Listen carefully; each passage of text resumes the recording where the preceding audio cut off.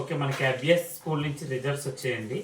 అబియస్ school నుంచి results వచ్చాయి కాబట్టి మేము ఒక 14 మెంబర్స్ని తీసుకెళ్ళడం జరిగింది గవర్నమెంట్ స్కూల్ నుంచి. ఓకే, ఇక్కడ అబియస్ స్కూలు అన్ని ప్రైవేట్ స్కూల్లో పాల్గొన్నాయి. ఆ ప్రైవేట్ స్కూల్తో పాటు మన గవర్నమెంట్ స్కూల్ నుంచి ఒక 14 మందిని తీసుకెళ్ళాం మన ట్యూషన్ తరఫున. శ్రీ చైతన్య, నారాయణ అన్ని స్కూళ్ళు కూడా పాల్గొన్నాయి. పెద్ద పెద్ద స్కూళ్ళు అన్నీ పాల్గొన్నాయి. గవర్నమెంట్ స్కూల్ నుంచి కేవలం మణిగురువులు మాత్రం పాల్గొన్నారు గవర్నమెంట్ స్కూల్ నుంచి. అయితే వాళ్ళ రిజల్ట్స్ ఇవ్వడం జరిగింది. వాళ్ళు ఏ ర్యాంకుల్లో ఉన్నారు, టోటల్ ఎంతమంది రాశారు, అందులో మనం ఏ ర్యాంకులో ఉన్నాం. ఇది ఓన్లీ అర్థమెటిక్ మీద జరిగింది. అర్థమెటిక్ ఎగ్జామ్ అంటే మీకు కాంపిటేటివ్కి సంబంధించింది.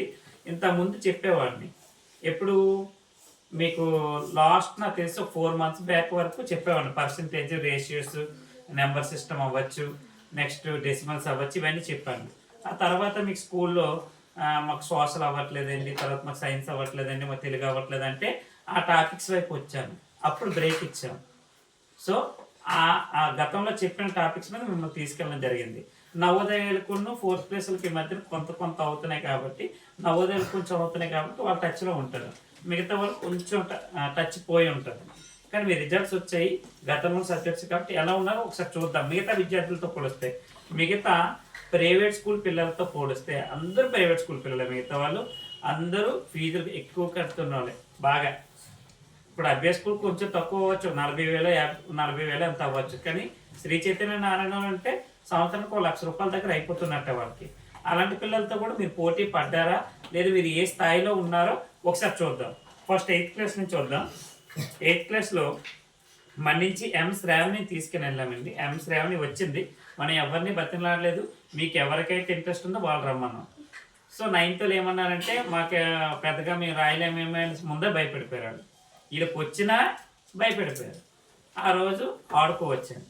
సో మిగతా వాళ్ళు ఇంట్రెస్ట్ ఉన్న క్యాండిడేట్స్ వచ్చారు. వాళ్ళు ఒకసారి రిజల్ట్ చూద్దాం. మీకు తక్కువ వచ్చే ఎక్కువ వచ్చాయని తర్వాత ఇస్తాం. మొదట పాల్గొన్నారు కాబట్టి మీ ర్యాంక్ చూసుకుంటే తర్వాత మనం ఏ స్థాయిలో చదవాలి, మన పోటీ బయట ఎలా ఉంది, బయట పిల్లలతో పోల్చుకున్నప్పుడు అనేది ఒకసారి చూద్దాం. ఓకే, ఎం శ్రావణి, మీసాల శ్రావణి. మొత్తం 8th క్లాస్ వాళ్ళు అక్కడ 163 మంది ఎగ్జామ్ రాస్తే మన శ్రావణికి 128వ ర్యాంక్ వచ్చిందండి. 163 మంది రాస్తే 128వ ర్యాంకు. గుడ్ అంటే గుడ్ కాదు, యావరేజ్ అంటే యావరేజ్ కూడా కాదు. మనం ఇక్కడ స్కూల్లో కొంచెం పర్వాలేదు అనుకున్నా బయటికి వెళ్ళేసరికి మన ర్యాంక్ బాగా పడిపోయింది. అంటే మనకిన్న ముందల 127 మంది ఉన్నారు. రాసిన 163 మందిలోనే మంది ర్యాంక్ 128 అంటే 127 మంది ఉన్నారు. కొంచెం మనం ఇంప్రూవ్మెంట్ చేసుకోవాలి. సో మ్యాథ్స్ మళ్ళీ 4 months వరకు ఈ మధ్యన ఆపాను కాబట్టి నేను తర్వాత స్టార్ట్ చేస్తాను. ఒకే దాని మీద నేను ఫోకస్ పెడతాను. తర్వాత next 7th class R Bharat. Okay, total 7th క్లాస్లో 160 మంది రాస్తే మన వాడి ర్యాంకు 121వ ర్యాంక్. 121వ ర్యాంకు. 120 మంది ఇడికన్నా ముందు ఉన్నారు మెరుగైన మార్కులు తెచ్చుకొని. సో 121వ ర్యాంకులో ఉన్నాం మనం. నెక్స్ట్ 6th క్లాస్ నుంచి తనుశ్రీ. మొత్తం 300 మంది రాస్తారండి. ఇది 300 మంది రాస్తే 147వ ర్యాంకులు ఉంది తనుశ్రీ. 147వ ర్యాంకులు ఉంది 300 మంది రాస్తే. సో యావరేజ్ స్థాయిలో ఉన్నట్టు ఎప్పుడు మిగతా ప్రైవేట్ స్కూల్ పిల్లలతో పోల్చుకుంటే. నెక్స్ట్ నవోదయ పిల్లలు, మా నవోదయ పిల్లలు చూసుకుంటే why Deepika.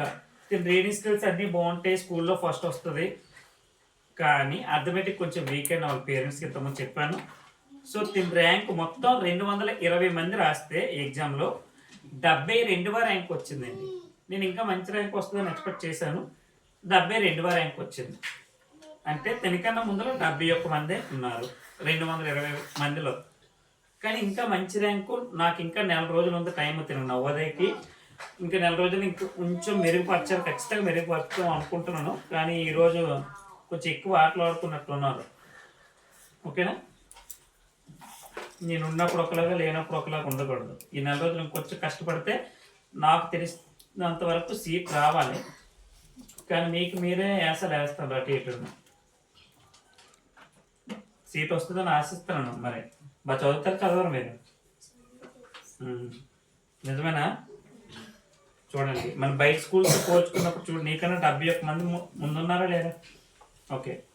Next Nandini 5th class అండి. 220 మంది రాస్తే మనకి 68 ర్యాంకులు ఉంది నందిని. 68 ర్యాంకులు ఉందండి నందిని. సో దీపు మీద మెరుగు ఉంది. అందులో అర్థమెటిక్, ఇప్పుడు అర్థమెటిక్ మీద మాత్రమే జరిగింది కాబట్టి దీపు మీద మెరుగు ఉంది. అదే నవోదయ ఎగ్జామ్ టోటల్ చేసామనుకోండి, పారాగ్రాఫ్స్, మెంటల్ ఎబిలిటీ ఇవన్నీ పెట్టుకుంటే దీపు మెరుగ్గా ఉంటుంది. సో అర్థమెటిక్ టెక్నికల్గా ఆలోచించడంలో ఒక్క మెట్టు స్థాయి మనకి నందిని కనబడుతుంది. ఓకేనా? నెక్స్ట్ ఎస్ భార్గవ్ 220 మందిలో 36వ ర్యాంక్ వచ్చిందండి భార్గవ్కి. సో భార్గవ్ గతం కన్నా బాగా మెరుగయ్యాడు. ఇప్పుడు వీళ్ళలో చూసుకుంటే ఈ అర్థమెటిక్ పరంగా భార్గవ్ కొంచెం ముందంజలో ఉన్నాడు. సో నువ్వు రీడింగ్ స్కిల్స్ మీద కానీ దీపులాగా ఉంటే నీకు ఖచ్చితంగా సీట్ వస్తుంది, నవోదయ సీట్. ఎప్పుడు దీపులాగా రీడింగ్ స్కిల్స్ ఉంటే అది మెరుగుపరచుకోవడం నువ్వు చూడట్లేదు. ఇలా నేను బయటకు వెళ్ళగానే షటిల్ బ్యాట్లు పట్టుకొని బయటకు వెళ్తాను. ఈరోజు 3 సార్లు వెళ్ళారు షటిల్ బ్యాట్లు పట్టుకొని. ఇంక 20 రోజులు ఉందని చెప్తున్నాను. మీరు చూస్తే 80 దగ్గర ఉన్నారు. 90 వస్తే కానీ సీట్ రాదు. 100కి 90 వస్తే కానీ పక్కా రాదు సీటు. నాకు ఆ విషయం తెలుసు. ఉన్న 20 రోజుల్లో 10 మార్కులు పెంచుకోవాలంటే మీరు అనుకోవచ్చు, సరే 10 మార్కులు పెంచి వచ్చామనుకోండి, 80 నుంచి ఒక్కొక్క మార్కు పెంచేసరికి చాలా టైం పడుతుంది. చాలా మైండ్ మనం బాగా యూజ్ చేయాలి అక్కడ.